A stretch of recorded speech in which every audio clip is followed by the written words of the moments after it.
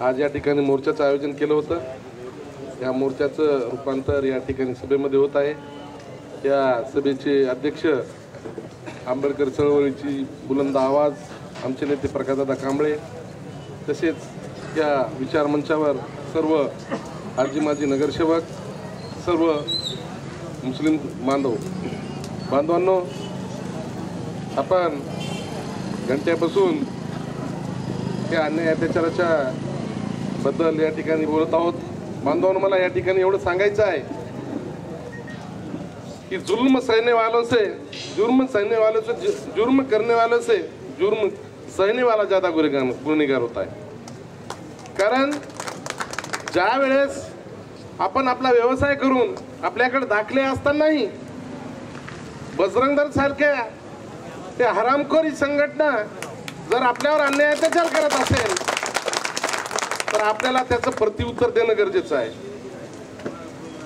आपल्याला प्रत्युत्तर देणं गरजेचं आहे, कारण ह्या भारतामध्ये वावरत असताना लोकशाहीच्या माध्यमातून जर त्यानं आपल्याला आरे बनलं तर कार्य म्हणण्याची ताकद आपल्यामध्ये आपल्याला ठेवावी लागणार आहे। ते मोर्चे, आंदोलन, धरणे ते चालत राहील, पण ज्या वेळेस आमच्या व्यवसायावर हा विषय येतो, आमच्यावर जो वेळेस अत्याचार करण्याचा प्रयत्न करतात, त्यावेळेस त्या ठिकाणची जी पोलीस आहे ते जर बघत असतील तर या लोकशाहीला काय अर्थ आहे। म्हणून आता आपल्याला तुम्हाला तर सूर्या काय ते हत्यार असतात ते तुम्हाला सांगायची गरज नाही, कसं कापल्यानं कुठून काय निघतं हे तुम्हालाच माहीत असते। बांधवांनो, घेऊन चालणार नाही। मी या ठिकाणी सांगेल, या लोकांना हे बजरंग दल आहे, या बजरंग दलला एक आडनाव द्यावं का की खुरेशी म्हणून, मला असं वाटते। कारण तुमचा धंदा ते चोरत आहेत। कारण आता या भारतामध्ये सगळ्यात जास्त जर कंपन्या असतील तर त्या हिंदू लोकांच्या आहेत। अहो, एवढंच नाही, ज्याचं नाव आपण घ्यायला, तोंडातून नाव आपण घ्यायला आपण शर्मतो, आपल्याला लाज वाटते, अशा गृहपालन सुद्धा हे हिंदू लोक करत आहेत। तर मग आपला धंदा चोरून यांचे जे कारखाने आहेत, जे आपलं जे लूट करत आहेत, आपले बैल असतील, आपल्या जे आपण दाखल्यासहित जे खरेदी केलेला असेल ते आपल्याकडून ते लुटत आहेत, ते चोर आहेत आणि ते त्यांच्याच कारखान्यामध्ये कमी किमतीमध्ये विकत आहेत। म्हणून तुम्ही जे हे निर्णय घेतला की आता खरेदी विक्री बंदच करायची, कारण आता आपण खरंच त्या 75 वर्षामध्ये आता कोणीच, मला तरी वाटतंय की आता तेवढं काय मागासलेलं राहिलेलं नाही। आपल्याला एकच धंदा नाही, अनेक धंदे आहेत। आपण काय उपाशी मरणार नाही, परंतु एक वेळेस याला दाखवूनच द्यायचं की आपण जर खरेदी विक्री नाही केली, त्यांचे कारखाने जर बंद नाही पडले तर मला नाव ठेवा। कारण त्यांचे कारखाने जर बंद करायचे असतील तर आपल्याला सर्वांना एकत्र येऊन हा निर्णय घ्यावा लागेल आणि आंदोलन असंच बेलट ठेवावं लागणार आहे। हे आंदोलन बंद करायचं नाही आणि हार मानायची नाही। आम्ही सर्व बौद्ध समाज तुमच्या पाठीशी आहोत, एवढंच या ठिकाणी सांगून मी माझे 2 शब्द संपवितो।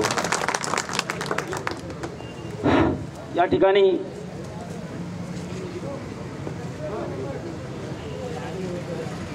ठिकाणी उत्तम भैयाने जे आपले विचार मांडले ते अतिशय रास्त आहेत। याच्यानंतर आपले पूर्णा शहराचे माजी नगरसेवक अब्दुल मुजीब भाई यांना विनंती करतो की त्यांनी या ठिकाणी आपले विचार मांडावे।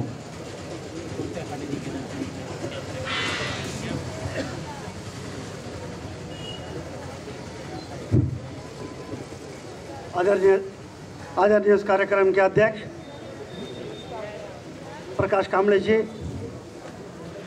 और पूरे मंच पर बहुत ही सभी आजी माजी नगर सेवक उपस्थित है। और अभी संयोजक के तरफ से एक मैसेज आया है कि दादा को बहुत अर्जेंट सा काम है, इसीलिए मैं सबके नाम नहीं लेते हुए आदरणीय विचार मंच और मेरे मुख्य सभी उपस्थित मेरे भाइयों, दोस्तों, सबसे पहले तो ये मुबारकबाद काम इसको देना चाहिए जिन लोगों ने ये निर्णय लिया। पूरे देशव्यापी पे तो नहीं है, लेकिन राज्यव्यापी पे जो निर्णय लिया, ये निर्णय के अंदर में जो बाजार के अंदर में खरीदी फक्त है, इसके अंदर में जो इन्होंने उसके ऊपर बहिष्कार डाला, ये बहिष्कार का मैं स्वागत करता हूँ। इसलिए स्वागत करता हूँ, देश के अंदर में कानून 1960 में बना, देश में ये कानून 1960 में बना। 1960 से लेकर 2075 तक अगर आपने देखेंगे सफ़र, तो ये 75 साल में ऐसा कभी नहीं हुआ कि लोगों के जानवर पकड़े गए और लोगों के ऊपर जुल्म हुआ, ऐसा कभी नहीं हुआ। ये शुरुआत हुई 2014 के बाद में। तो गौ रक्षक को क्या 2014 के बाद में इतना याद आई? क्या गौ रक्षक को 2014 के बाद में गौ रक्षक याद आया? इससे पहले क्या उनको गौ रक्षक का उनको मालूम नहीं था? लेकिन दोस्तों, ये सब जो काम चल रहा है, ये काम चलने का कारण ये है, देश के अंदर में जो गुजरात डेवलप मॉडल जो लागू करने का है, उसकी जो क्रोनोलॉजी है, जो क्रोनोलॉजी को समझना पड़ेगा, खास करके मुसलमानों को। ये क्रोनोलॉजी जो चल रही है, ये क्रोनोलॉजी वो है, ये जो अमित शाह ने कहा था और ये जो दोनों ने कहा था, देश के पंतप्रधान ने, मैं ये तुम्हारे सामने ज़रा उसके बारे में थोड़ा सा विश्लेषण करना चाहता हूँ। सवाल ये नहीं है कि तुमको ये कारोबार से रोकना है, सवाल ये है इस देश के अंदर में इस समाज को, मुसलमान को आर्थिक दृष्टिकोण से कैसा कमजोर करना और उनको अपना गुलाम कैसा बनाना, ये उनका नियोजन। ये नियोजन के अंदर में वो काम करते हैं। उनका बड़े बड़े फैक्ट्री इस देश के अंदर में 78% लोग मांस खाने वाले हैं। मांस का कोई ऐसा कमज़ोर नहीं है देश के अंदर में, सिर्फ 30% लोग नहीं खाते होंगे। और ये मेरा सर्वे नहीं है, देश का सर्वे है। देश के अंदर में 78 लोग इस देश की इस मांस को खाने वाले लोग हैं। और वो लोगों के अंदर में देने वाले को, लेने वाले को, क्या एक ही क्या मुसलमान ही खाटी कुरैशी है क्या? हिंदू भी खाटी कुरैशी है। ये आपको जानकारी देने के लिए, हिंदू भी खाटी कुरैशी खाटी का इस देश के अंदर में, लेकिन वो हिंदू होने के नाते उनके ऊपर कोई जुल्म नहीं, तुम मुसलमान होने के नाते तुम पर जुल्म है। दोस्तों, ये तुमको बात समझना पड़ेगा।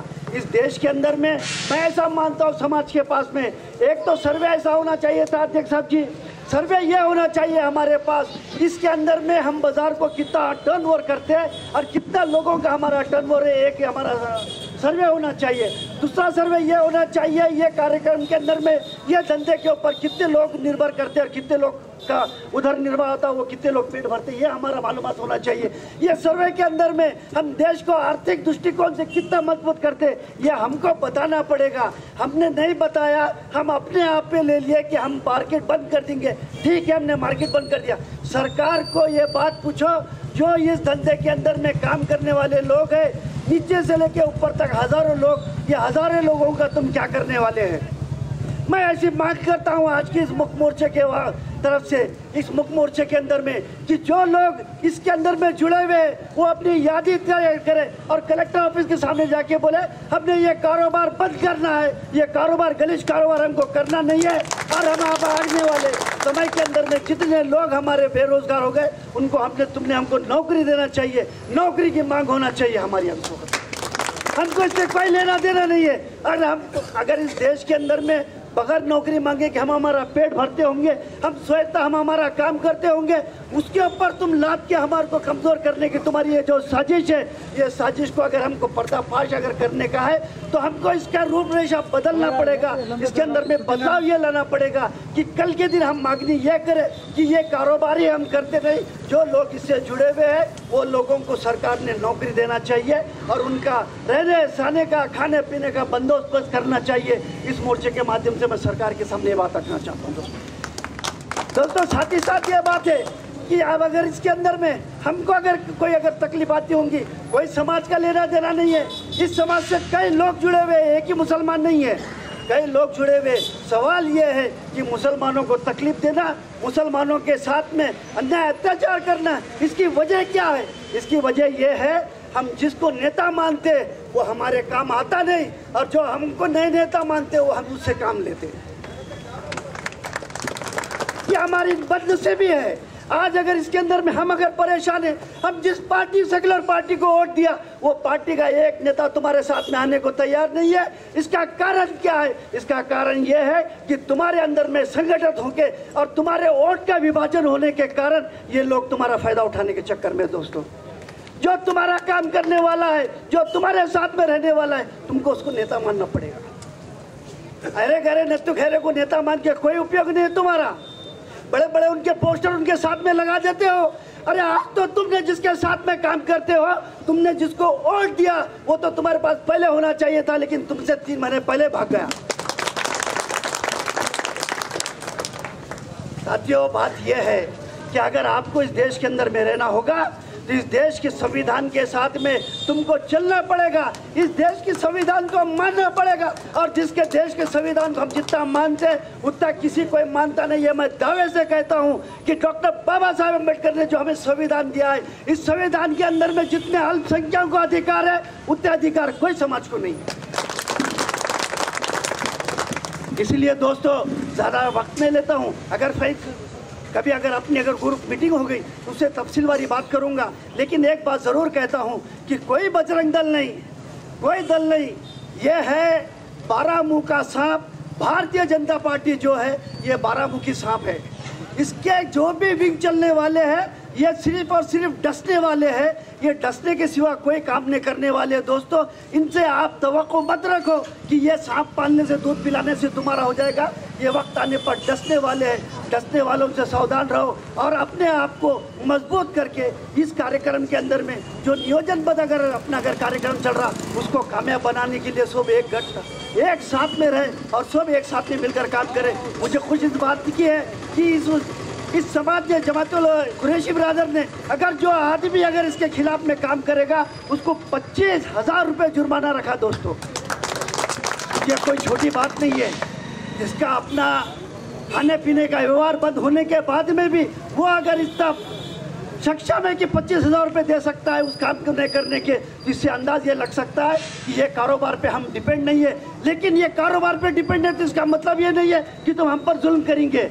हम तुम्हारा जुल्म बर्दाश्त करने के लायक नहीं रहे। अब हम भी डॉक्टर बाबा साहब अम्बेडकर ने संविधान में अधिकार दिया, हमने हमारी बात इसी तरह से लोकशाही मार्ग से, जैसा आज हम धूप में बैठकर हम हमारी बात को सरकार तक बोलने वाले के लिए हमने बना रखा है। इसलिए हम लोकशाही मार्ग से और कॉन्स्टिट्यूशनल मार्ग से अगर हमारा झगड़ा अगर करेंगे तो दोस्तों आने वाले तुम्हारी निश्चित विजय होगी, ऐसा मैं मानता हूँ। किसी भी आदमी ने, किसी भी काम करने वाले ने ये नहीं समझना कि ये मेरा नहीं है, ये तुम्हारा नहीं है, ये कुछ नहीं है। चलते जो आदमी अकेला चला था जानी में मंजिल, मगर लोग आ गए, कारवां बनता गया। कोई डरने की बात नहीं, सब लोग जुड़ेंगे। मगर बात यह है कि अपने अंदर में एकता और अखंडता के साथ में मोर्चे को आगे लेके जाए। संयोजक ने मुझे बोलने को मौका दिया, मैं उनका बहुत बहुत आभारी हूँ। जय हिंद, जय महाराष्ट्र। शुक्रिया मुजीब भाई, आपने जो ख्यालात का इजहार किया वाकई तारीफ काबिल है। याच्यानंतर आमचे प्रकाश दादा एक असं नेतृत्व पूर्ण शहराला लाभलेलं आहे। सर्व पूर्ण शहर त्यांच्याकडे आतुरतेने पाहतात। एक बुलंद आवाज आहे आणि त्या बुलंद आवाज हे विकासाच्या दृष्टिकोनातून, समाजाला होण्याच्या अन्यायाच्या दृष्टिकोनातून ते उठवित असतात। म्हणून आज या ठिकाणी त्यांना खूप अर्जंट काम आहे नांदेडला, तरी पण दादा थांबलेत आणि थांबल्यानंतर आज या ठिकाणी ते याच्यानंतर कार्यक्रम चालूच राहणार। आपला दादा बोलणार आहे, याच्यानंतर वक्ते काही राहिलेत, ऑफिसर राहिलेत, अजून काही 4-5 लोक बोलणार आहेत। पहिले आमचे प्रकाश दादा कांबळे साहेबांना विनंती करतो की त्यांनी आपल्या या ठिकाणी बोलावं।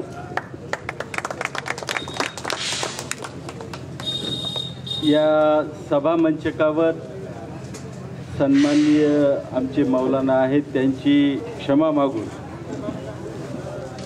मी माझे विचार या ठिकाणी मांडणार आहे। या मंचकावर उपस्थित सर्व सन्माननीय आणि समाजाच्या जाणीवा ठेवणारे सर्व नेतेगण आणि आम्ही सावलीमध्ये आहोत, आमच्या डोक्यावर सावली आहे आणि आपण सगळे उन्हामध्ये आहेत, याचं दुःख आहे। भविष्यामध्ये आम्ही सुद्धा तिथं असलं पाहिजे, अशा प्रकारचा कार्यक्रम आपण राबवू। बांधवांनो, या ठिकाणी बोलल्या गेलं कुरेशी ब्रदर्स किंवा कुरेशी समाज, मुस्लिम समाज.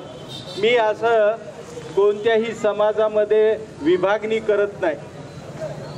हा जो समाज आहे हा एकच समाज आहे आणि त्यांचे सगळे प्रश्न सारखेच आहेत असं मानणाऱ्यापैकी मी आहे. त्यामुळं कुरेशी बांधव जे आहेत त्यांच्यापुरता हा मर्यादित मोर्चा आहे असं मी मानत नाही. हा एकंदरीत मुस्लिम समाजाचा मोर्चा आहे असं मी मानतो. महत्त्वाच्या प्रश्नावर आपण या ठिकाणी बोलूया, चर्चा करूया. मी अधिकचा वेळ तुमचा घेणार नाही, परंतु जे काही मुद्दे मी मांडणार आहे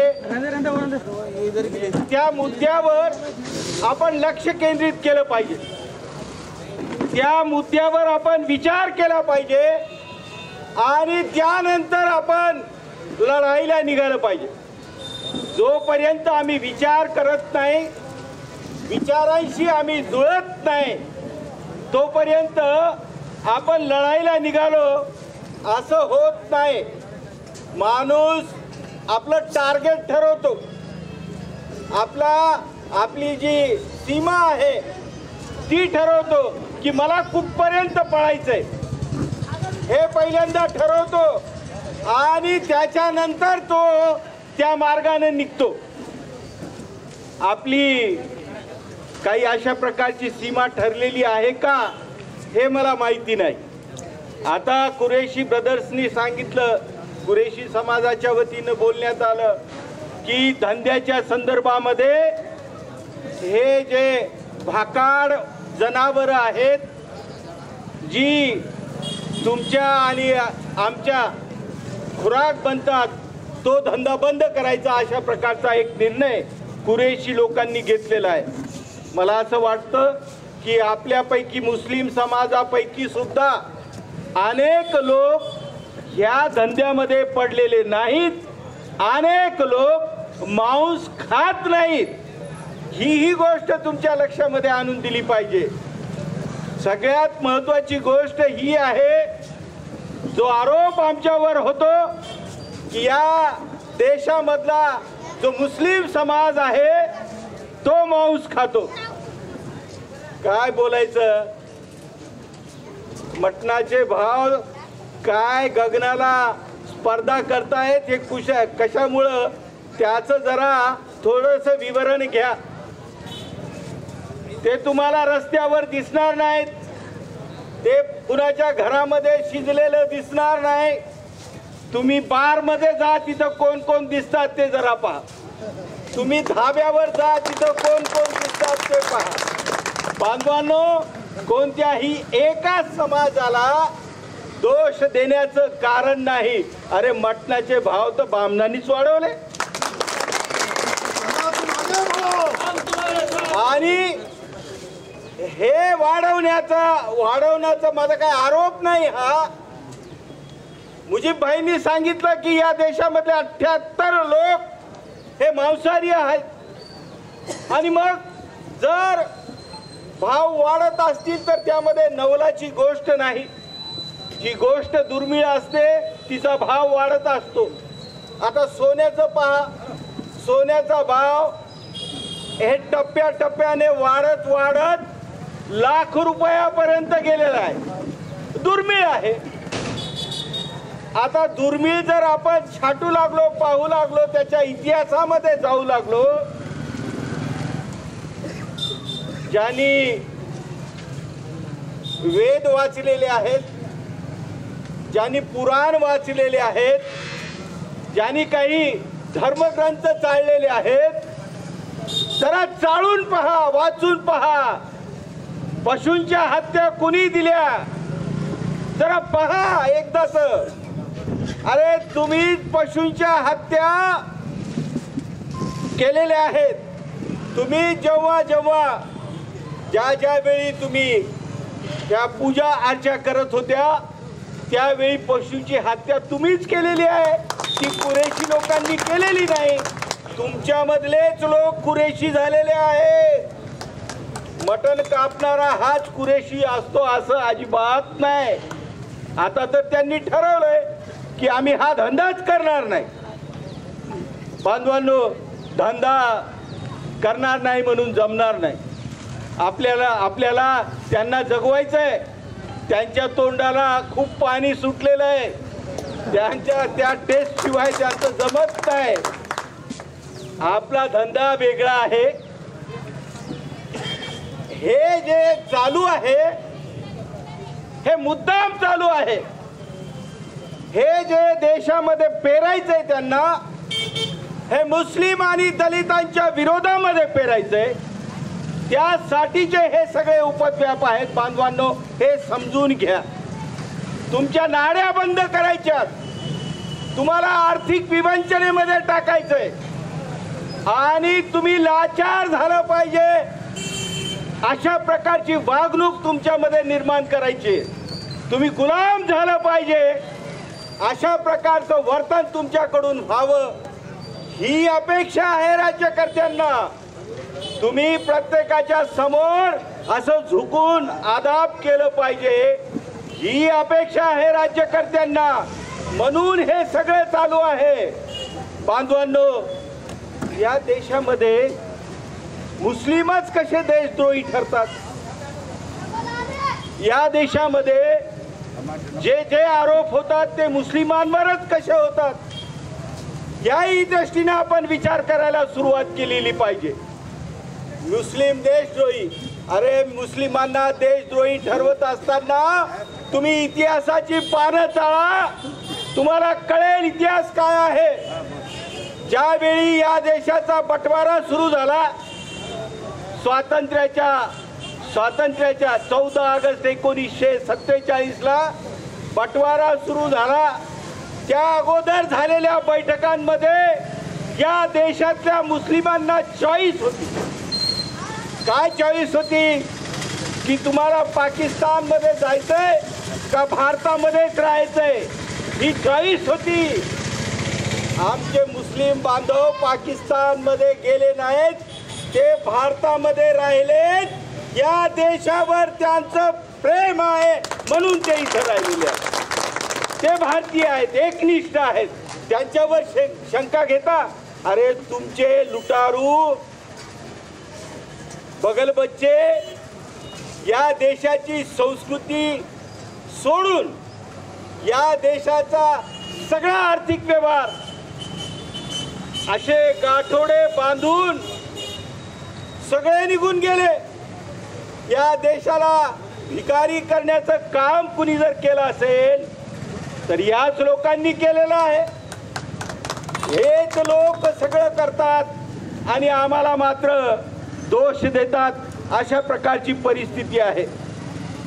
आमचे आतिक भाई सांगत होते, अभ्यासू मुलगा आहे, त्याने सांगितलं की अरे या देशामधले जे कत्तलखाने आहेत ते कुणाचे आहेत, जरा चौकशी करा, जरा तपासा. तुम्हाला दिसेल एकही कत्तलखाना या देशामधला, या राज्यामधला कोणत्याही मुस्लिम समाजाच्या प्रतिनिधीचा नाही. सगळे कत्तलखाने हिंदूंचे आहेत, हिंदूंचे.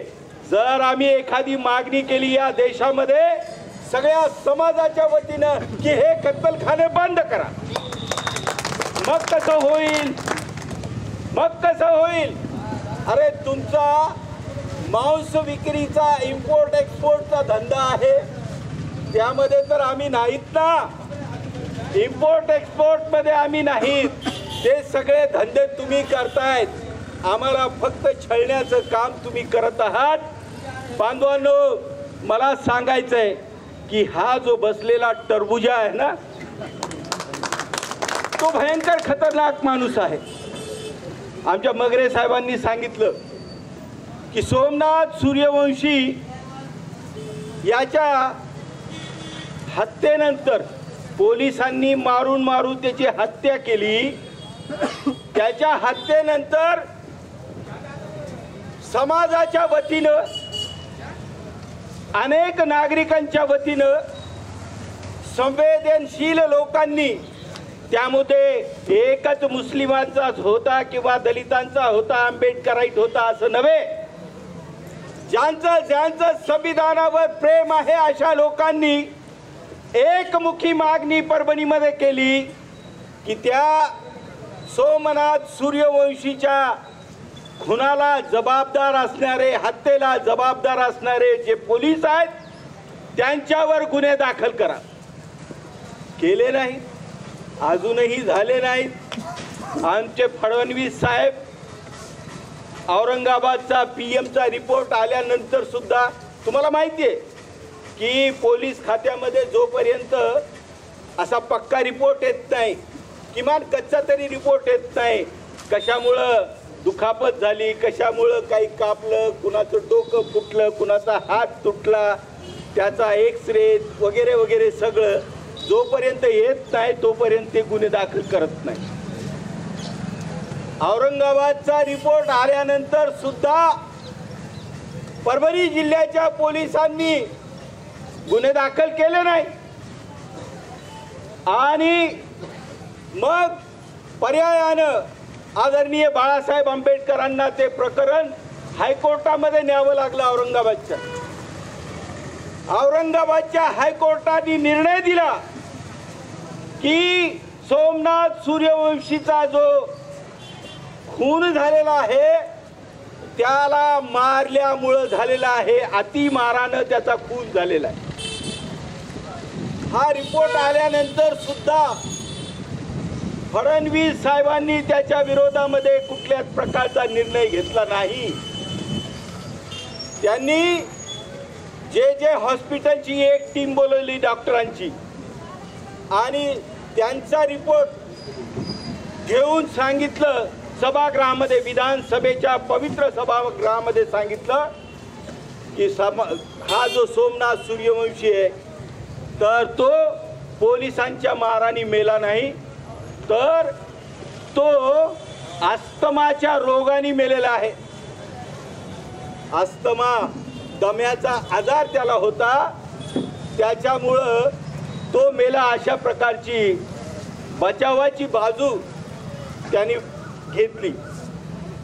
बांधवांनो, हे प्रकरण आता सुप्रीम कोर्टापर्यंत बाळासाहेब घेऊन गेले आणि सुप्रीम कोर्टाने जे औरंगाबादला हायकोर्टामध्ये निर्णय झाला की पोलिसांवर ज्यांनी मारलेला आहे त्यांच्यावर गुन्हे दाखल करा, तो निकाल कायम ठेवलाय. तरीही अजून आजपर्यंत, आज तारखेपर्यंत संबंधितावर गुन्हे दाखल झालेले नाहीत. प्रशासन हुकुमशाहीच्या वृत्तीनं वागतंय, खोटारडेपणानं वागतंय. वरचेही खोटे आणि हे फडणवीसच्या सरकारमधले सुद्धा खोटेच आहेत, हे अनेक वेळा सिद्ध झालेले आहे. यांचे मंत्री काय काय करतात ते तुम्ही पाहिले. यांचे मंत्री सभागृहामध्ये रम्मी खेळतायत, त्या सभागृहातले लोकच सांगतायत, मी नाही सांगत म्हणतो. हे धंदे करणारे लोक, असं खोटं बोलणारे लोक, त्यांच्याशी आमचा सामना आहे. बांधवांनो, तुम्ही धंदा न करण्याचं ठरवलेलं आहे, परंतु धंदा करत असताना तुम्ही जी जनावरं, जे पशु कापत होते, ती हत्यारं तुमच्याकडे सलामत आहेत, ती सलामत ठेवा. वेळ जर आली आमच्यावर वाईट तऱ्हेनं वागण्याची, तर हे उपयोगामध्ये आपल्याला येईल. ही गोष्ट तुम्ही ध्यानी मनी ठेवली पाहिजे. आपण हे RSS वाले, बजरंग दल वाले या मुठ्ठीभर लोकांना दोष देण्यामध्ये काही अर्थ नाही. हे मुठ्ठीभर लोक ज्या ठिकाणी असतील त्या ठिकाणी, जे आमच्याकडे आता कामामध्ये नाहीत, ही जी अस्त्र जे आहेत, हे जर आम्ही पाठीमागं घेऊन पळलो त्यांच्या नुसतं, तर ते कुठेपर्यंत जातील हे सांगता येत. तेव्हा भिण्याचं कारण नाही, भिण्याचं कोणतंही कारण नाही. मी तुम्हाला आश्वस्त करतो ज्यांचे समान प्रश्न आहेत त्या सगळ्या लोकांनी, मग तो दलित असो, तो मुस्लिम असो, तो अल्पसंख्याक असो, या सगळ्यांनी संघटितपणे लढा उभारला पाहिजे.